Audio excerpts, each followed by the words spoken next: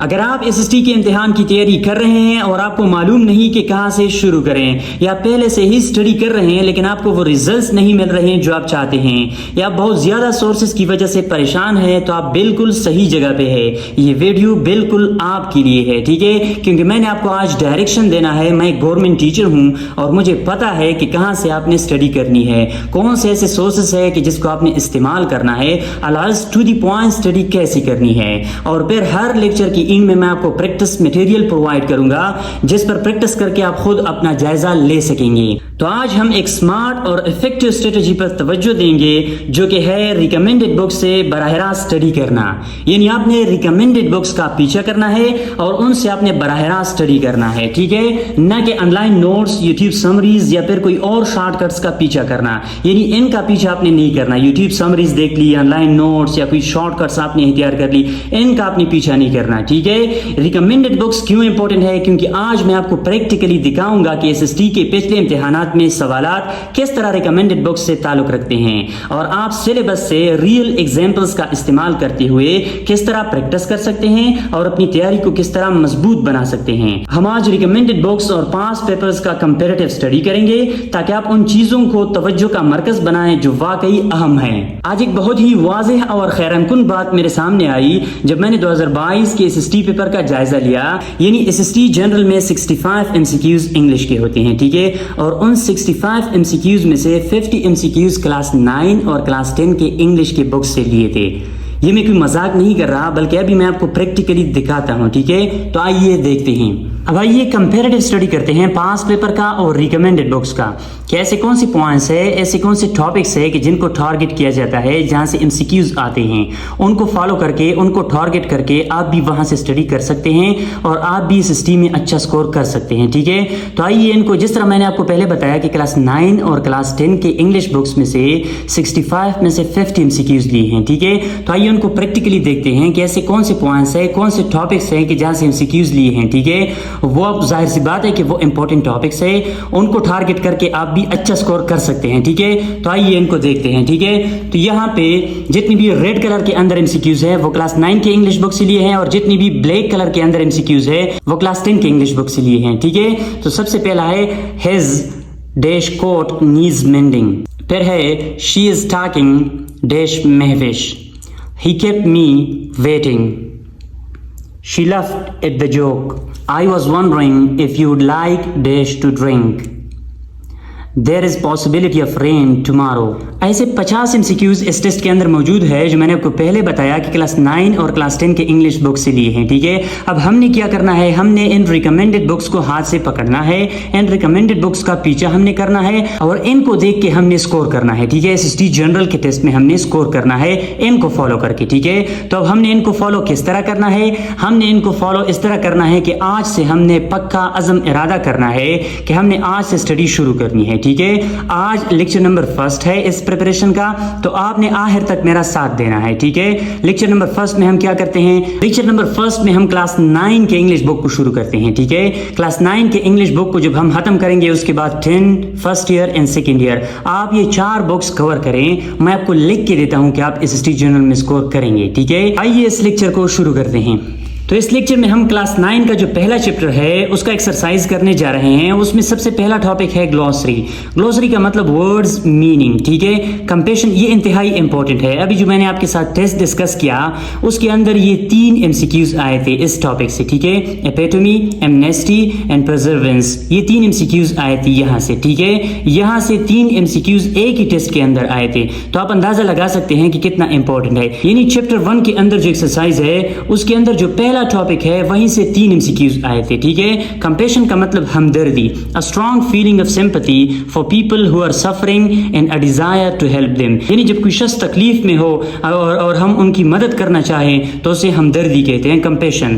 Date کہتے ہیں قرض کو، یہاں پہ بی سائلنٹ ہے، قرض۔ a sum of money that somebody owes، یعنی کوئی کسی سے پیسے لیتے ہیں تو اسے قرض کہتے ہیں۔ ایپیٹومی مثال کو کہتے ہیں، ٹھیک ہے۔ a perfect example of something، perfect example کو کہتے ہیں، ٹھیک ہے۔ ایپیٹومی ڈریڈفل، خوفناک کو کہتے ہیں. ویری بیڈ اور انپلیزنٹ جو ناخوشگوار ہوتا ہے, ٹھیک ہے. ریسٹریننگ روکنا, to stop somebody something from doing something جب کسی شخص کو ہم کسی کام کے کرنے سے روکتے ہیں, ٹھیک ہے, اسے ریسٹریننگ کہتے ہیں. ایمنیسٹی عام معافی کو کہتے ہیں, ٹھیک ہے, عام معافی جب کوئی شخص سب کو معاف کر دیتا ہے, ٹھیک ہے, اسے ایمنیسٹی کہتے ہیں. کاؤنسلنگ کہتے ہیں مشورہ دینا. پروفیشنل ایڈوائس جب ہم کسی کو مشورہ دیتے ہیں, ٹھیک ہے, کاؤنسلنگ. پرزرونس کہتے ہیں استقامت کو, ٹھیک ہے, جب کوئی تکلیف کسی ڈیفیکلٹی کے باوجود ہم کوئی کام کرتے ہیں, ٹھیک ہے, مستقل مزاجی سے جب ہم کوئی کام کرتے ہیں اسے پرزرونس کہتے ہیں, ٹھیک ہے. ڈیبیٹ کہتے ہیں بحث کو, ٹھیک ہے. نیکسٹ جو ہمارے پاس ورڈ ہے وہ ڈیبیٹ ہے. ڈیبیٹ بحث کو کہتے ہیں, ٹھیک ہے. پریسیڈنس کہتے ہیں فوقیت کو. The condition of being more important then somebody else and therefore coming or being dealt with first. فوقیت جب کوئی چیز زیادہ امپورٹنٹ ہوتا ہے ہم اس کو فوقیت دیتے ہیں, اسے پہلے پوزیشن پر رکھتے ہیں, ٹھیک ہے. ایڈورسٹی مصیبت کو کہتے ہیں, ٹھیک ہے. ریناؤنسڈ کہتے ہیں ترک کر دینا, اوکے, ترک کر دینا جب ہم کسی چیز کو ترک کرتے ہیں, ٹھیک ہے. ٹیسٹیفائڈ کہتے ہیں تصدیق کرنا جب ہم کسی چیز کی تصدیق کرتے ہیں کہ ہاں یہ چیز بالکل اسی طرح ہے, ٹیسٹیفائڈ. ربی یہودی عالم کو کہتے ہیں, ٹھیک ہے. آسٹریسائزڈ بائیکاٹ کرنا, آسٹریسائزڈ بائیکاٹ کرنا جب ہم کسی چیز کو مزید استعمال نہیں کرتے ہیں, ان سے بائیکاٹ کرتے ہیں تو اسے آسٹریسائزڈ کہتے ہیں, ٹھیک ہے. اپوننٹ مخالف کو کہتے ہیں, اپوننٹ مخالف کو کہتے ہیں, ٹھیک ہے. اینڈ دین ہمارے پاس اسکارسٹی قلت کو کہتے ہیں. گریشیس مہربان. ریونج بدلہ. نیکسٹ جو ہمارے پاس ٹاپک ہے وہ ہے ووکیبلری. یہ بھی انتہائی امپورٹنٹ ہے SST, CT اور PST ٹیسٹ کے لیے. Find the meaning of the following words in the dictionary and identify the parts of speech of the word through abbreviation used. آپ کیا کریں, ان کی میننگ کو فائنڈ آؤٹ کریں, ٹھیک ہے, ڈکشنری کا استعمال کرتے ہوئے, اور پھر ان کے آپ parts of speech find out کریں کہ یہ کون سے پارٹ آف اسپیچ سے تعلق رکھتا ہے, ٹھیک ہے. تو سب سے پہلے نمبر پہ ہے فرائٹنڈ. فرائٹنڈ کا مطلب ہے اسکیئرڈ, یہ ورب ہے, ٹھیک ہے. ہارش کا مطلب ہے انکائنڈ, یہ ایجیکٹو ہے, ٹھیک ہے. ٹالرنس کا مطلب ہے ایکسیپٹنس, یہ ناؤن ہے. کنوے کا مطلب ہے ایکسپریس, یہ بھی ہمارے پاس ورب ہے, ٹھیک ہے. وائلنس کا مطلب ہے ایگریشن, یہ ناؤن ہے. ریوارڈ کا مطلب ہے پرائز, یہ بھی ناؤن ہے.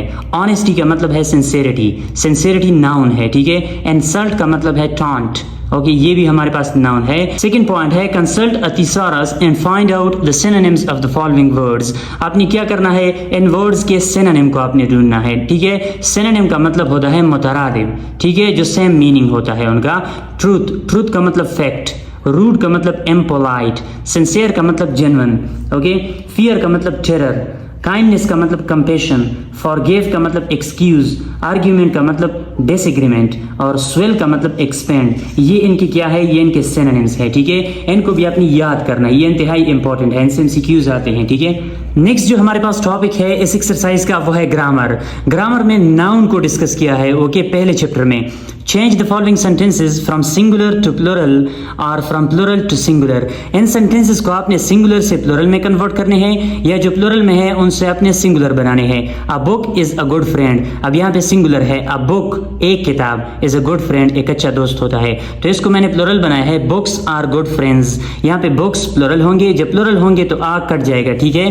books are good friends, friends بھی پلورل ہوں گے. A small car is a great vehicle. یہ سنگولر ہے, small cars are great vehicles. تو آپ نے اس کو are سے کنورٹ کرنا ہے, ٹھیک ہے, کیونکہ یہاں پہ سبجیکٹ جو ہے وہ پلورل بن گیا. Are the students in the classroom. کیا طالب علم کلاس روم میں ہیں, یہاں پہ آر ہے, ٹھیک ہے, اور یہ پلورل سینٹینس ہے, اس کو آپ نے سنگولر بنانا ہے. آر کو آپ نے اس سے کنورٹ کرنا ہے. ایز دا اسٹوڈنٹ, اسٹوڈنٹس کو آپ نے اسٹوڈنٹ سے کنورٹ کرنا ہے. کلاس رومز کو آپ نے کلاس روم سے کنورٹ کرنا ہے. As the student in the class room, these glasses aren't for those women to wear. اب یہ پلورل ہے, اس کا سنگولر کیا ہے, this glasses isn't for that woman to wear. women سے women سنگولر بن گیا, اور گلاسز جو ہے اس سے گلاس نہیں بنتا, گلاسز اینک کو کہتے ہیں, ٹھیک ہے, اور اینک کا سنگولر اینڈ پلورل گلاسز ہے, ٹھیک ہے. the brush is under the chair. the brush is under the chair. the brushes are under the chairs. تو یہ سنگولر ہے, اس کا یہاں پہ یہ پلورل بن گیا. نیکسٹ ہمارے پاس ہے choose whether the following nouns are concrete or abstract noun.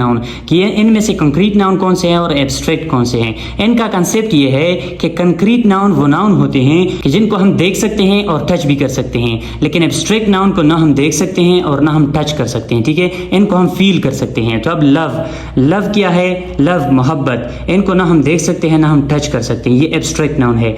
Book concrete noun है क्योंकि इनको हम देख सकते हैं, टच भी कर सकते हैं। गर्ल भी हमारे पास कंक्रीट नाउन है। इंटेलिजेंस ये एब्स्ट्रैक्ट नाउन है, इनको ना हम टच कर सकते हैं ना हम देख सकते हैं। माउस, माउस चूहे को कहते हैं, ठीक है, इसको हम देख भी सकते हैं, टच भी कर सकते हैं। लॉयल्टी वफादारी ये एब्स्ट्रैक्ट नाउन है, ठीक है। लैपटॉप ये कंक्रीट नाउन है। और पीस जो है अमन, ये ना हम देख सकते हैं और ना हम टच कर सकते हैं, ठीक है, ये हम फील कर सकते हैं, ये एब्स्ट्रैक्ट नाउन है। नेक्स्ट हमारे पास है choose whether the following nouns are countable or uncountable. इसमें आपने क्या करना है, इसमें आपने देखना है कि कौन सा नाउन हमारे पास काउंटेबल है और कौन सा अनकाउंटेबल है। काउंटेबल हमारे पास वो नाउन होता है कि जिनको हम गिन सकते हैं या जिनको हम गिनते हैं, ठीक है। और अनकाउंटेबल नाउन हमारे पास वो नाउन होते हैं कि जिनको हम गिन नहीं सकते या हम गिनना नहीं चाहते, ठीक है। तो कॉफी, कॉफी हमारे पास अनकाउंटेबल नाउन है। टी हमारे पास अनकाउंटेबल है। बॉय ये हम गिन सकते हैं, ठीक है, काउंटेबल है। सोप ये अनकाउंटेबल है, ठीक है, इनको हम नहीं गिनते। टेबल काउंटेबल है।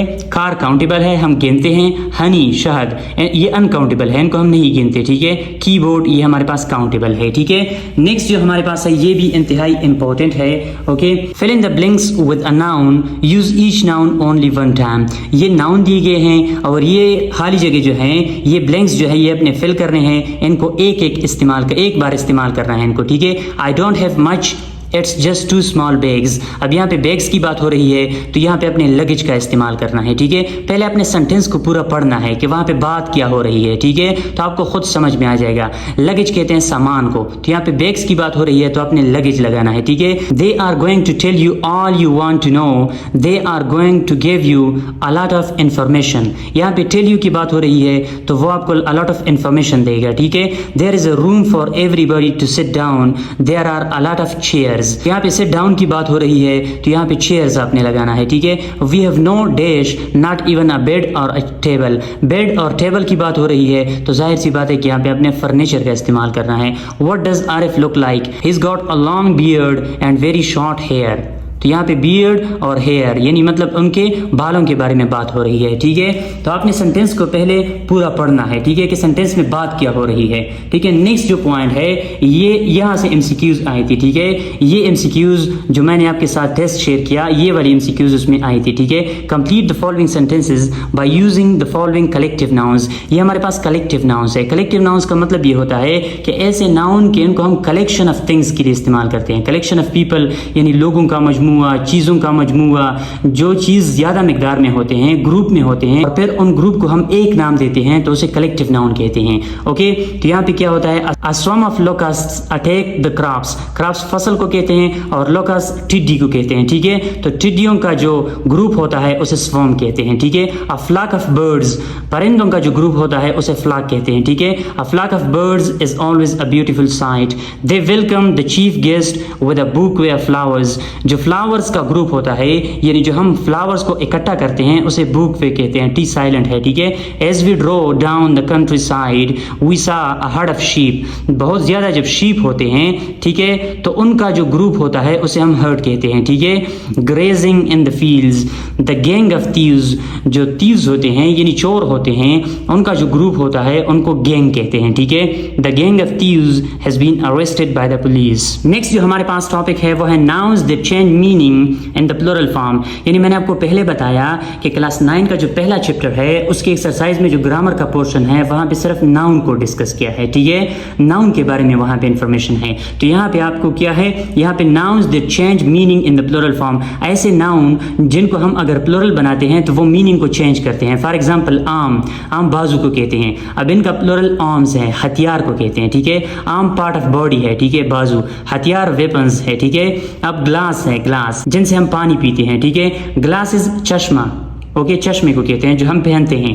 कंटेंट मुतमैन को कहते हैं, कंटेंट्स मवाद को कहते हैं, ठीक है, ज़्यादा चीज़ों को, ठीक है। स्पेक्टिकल नज़ारा, स्पेक्टिकल नज़ारे को कहते हैं, ठीक है। स्पेक्टिकल्स ऐनक को कहते हैं, ठीक है। तो ये ऐसे नाउन्स है कि जिनसे अगर हम प्लूरल बनाते हैं तो ये मीनिंग को चेंज करते हैं, ठीक है। अब यहाँ पे एक्टिविटी में क्या है, use the above words in sentences to make their meanings clear in singular and plural form. अब इस पे आप खूब प्रैक्टिस कर सकते हैं, ठीक है।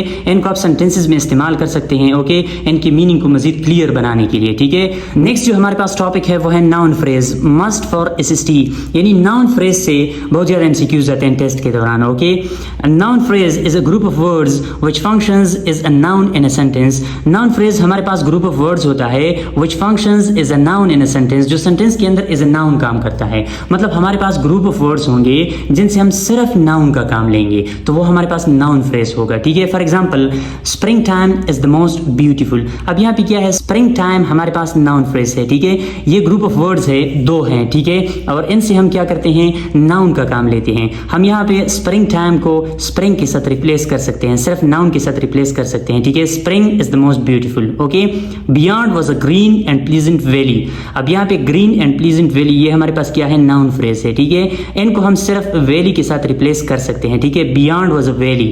اوکے, تو یہ ہمارے پاس گروپ آف ورڈز ہے جو کہ ناؤن کا کام کرتے ہیں. ٹھیک ہے, pick out noun phrases from the following sentences. In sentences میں آپ نے کیا کرنا ہے, ناؤن فریزز کو ڈھونڈنے ہیں. I expect our team to one. I expect our team to one. اب یہاں پہ کیا ہے, I expect our team. Our team یہ 2 الفاظ ہے. ٹھیک ہے, ان کا مطلب ایک ہے, جو ایک ٹیم ہے, ہمارا جو ٹیم ہے, ٹھیک ہے, وہ ایک ناؤن ہے. ٹھیک ہے, ان 2 الفاظ سے ہم کیا کرتے ہیں, ایک ناؤن کا مطلب لیتے ہیں. ٹھیک ہے, تو یہ ہمارے پاس ناؤن فریز ہے. Do you know has age. Has age کا مطلب کیا ہے, عمر کی بات ہو رہی ہے. اب یہاں پہ یہ ہمارے پاس کیا ہے, ناؤن فریز ہے.